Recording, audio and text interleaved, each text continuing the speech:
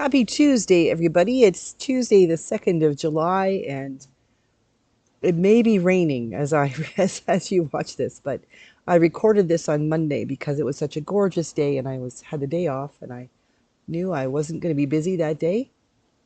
And so I'm sitting on the back deck on the afternoon of the 1st of July and I'm just listening to air conditioning, and the air conditioner's humming. But I'm also listening to birds and the wind. There's just a gentle breeze in the trees. I am very fortunate where I live on my back deck. You can see reflected in the window here. There's a tree, and there's another tree over here. There's several trees around me. They don't provide any shade to the deck, um, but they do provide shade to the birds and a home for their nests. And we have a couple of bunny rabbits that are kicking around out here, and I have a feeling that many people leave them snacks because they are really big bunny rabbits, probably in the class of hare. But they hang out, they sort of lay down under the tree. On Easter Day, when I was here, before Rob moved here, and my furniture was here, I had just a little bit of furniture was here.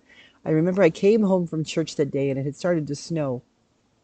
And I looked out the back window and I couldn't get the deck open. There was enough ice on the deck still that I couldn't force the door open. So I hadn't been out on the back deck yet.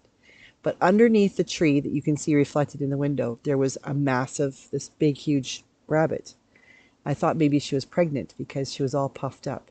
And I was worried that she was hurt because she wasn't moving. I'm assuming it was a she. For whatever reason, for me, all rabbits are she. Hares are he. That's the way I think. And I thought it was a rabbit, so it was a she. And I think it turns out that rabbits will sort of puff themselves up to stay warm. I think that's what she was doing, but she had a little hollow in the snow dug out underneath the tree, and she stayed there for a very long time. Eventually, she hopped away. I was worried about her, but little did I know that I needed to be worried about her at all because, as animals do, they know how to take care of themselves.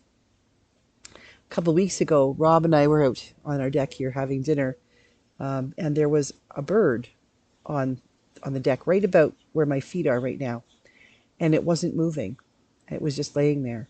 And the other birds were flying around and doing their thing and sort of sounded like they were making fun of this lame bird. And it didn't move. It didn't move. Every once in a while it moved its head, but it didn't move. And I was so worried. I said, Rob, should I go and try to help it? She said, no. He said, leave it alone. Leave it alone. It's fine. And eventually, this bird just got up and flew away. He said it was just tired. How is it that we have this sense that we need to fix things for everybody else? Ever felt that yourself? I mean, I have this natural inclination that if I see someone who is alone or crying or looks like they're sad, I feel like I have to go and hover over them and take care of them, that I have to reach out and just, do everything for them, be the mom for them. When quite often people just need time. They need just to be by themselves.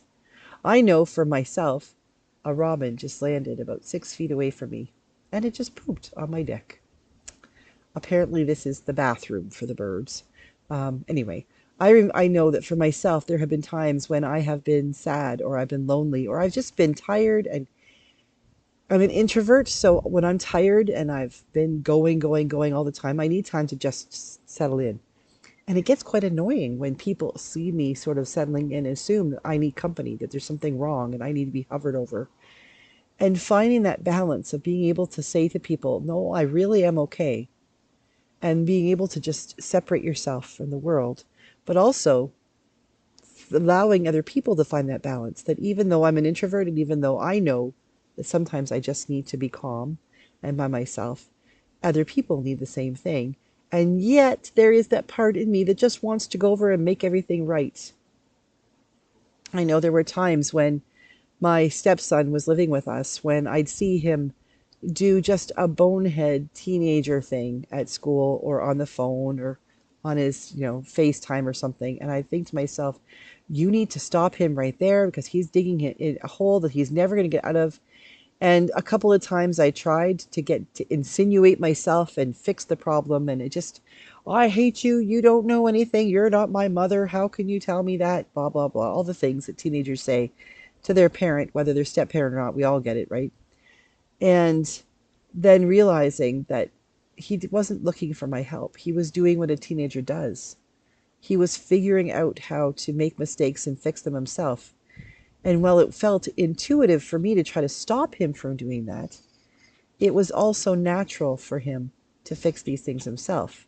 Like not being able to help that rabbit who was not in any peril, I was just assuming it was, or the bird who looked like it had a broken wing, who was just resting.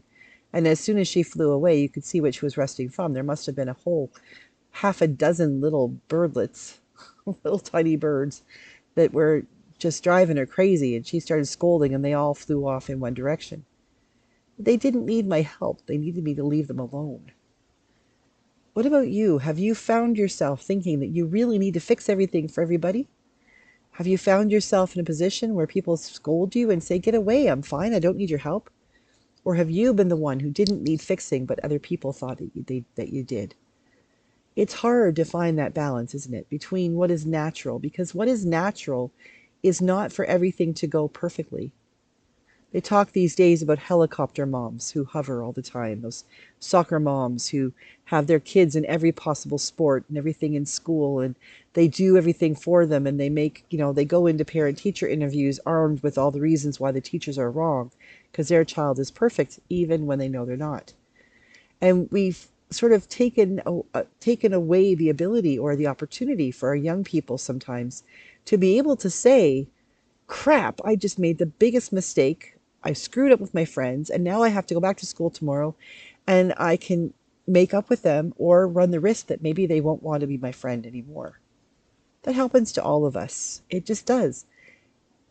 And it's a natural part of life. And it seems to be natural for adults for us to want to stop that natural part from happening. But it's important that we do. It's important that we let birds do what birds do, and rabbits do what they do, and teenagers do what teenagers will do, and 80-year-olds do what 80-year-olds will do. It isn't our role to go in and fix everybody's problems.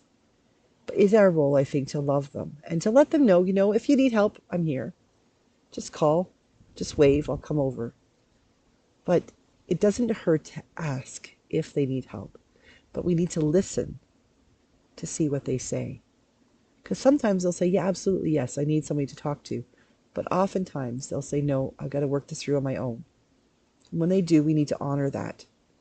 God made all of creation completely able to be who God created the creatures to be.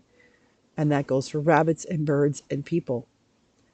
And if we allow people the opportunity to determine what they need and then to ask for it and then respond to the ask, then we will allow them the ability to be on their own, to do what God created them to do. Can you imagine what havoc would have been wreaked in the life of that rabbit had I tried to save that rabbit from the cold? Or if I'd tried to pick up that bird, I could have done real damage, or I could have separated that bird or the rabbit from their families because of the smell of me. Let's not be so quick to help everybody else out until we actually ask them what they need. Because it could be that what they need is exactly what we have to offer. But it could also be that what they need is not something we do have to offer, and all we can offer is prayer and gentleness and the offer of our friendship. That's important too. So today, as you go about your day, I invite you to be attentive and aware of what you need and whether or not you need help from others. But also be aware of the needs of others around you, and do they need your help? If so, offer. And if they don't, let them be.